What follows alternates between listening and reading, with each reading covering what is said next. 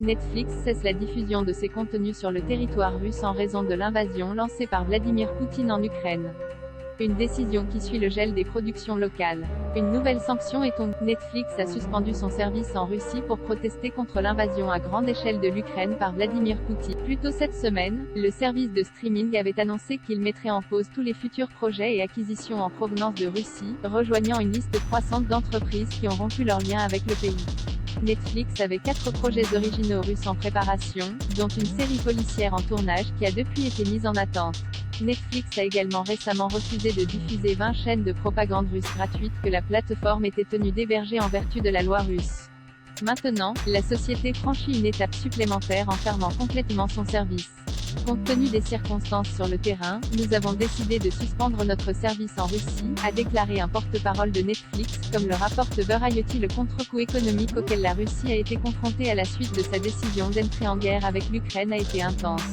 Non seulement le pays est aux prises avec de lourdes sanctions, mais de nombreuses entreprises et organisations se sont retirées de Russie.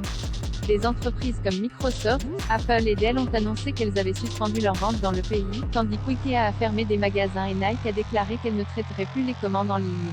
Côté divertissement, tous les grands studios ont annoncé qu'ils cesseraient de sortir leurs films en Russie. Ukraine, Winter on Fire, le poignant documentaire sur la résistance de l'Euromaïdan à voir sur Netflix. Netflix a lancé son service en Russie en 2016 et a une présence relativement faible sur le territoire, avec environ 1 million d'abonnés. Le streamer compte 222 millions d'abonnés dans le monde. Il exploite le service en joint venture avec l'entreprise russe National Media Group. Netflix a également annoncé récemment qu'il rendrait son documentaire de 2015 Winter on Fire, Ukraine Fight for Freedom, disponible gratuitement. Le film est centré sur les manifestations d'Euromaïdan en Ukraine, qui ont été déclenchées par la décision de l'ancien président Viktor Yanukovych de ne pas signer d'accord avec l'Union européenne et de choisir à la place de renforcer les liens avec la Russie. Ces manifestations ont finalement abouti à l'éviction de Viktor Yanukovych.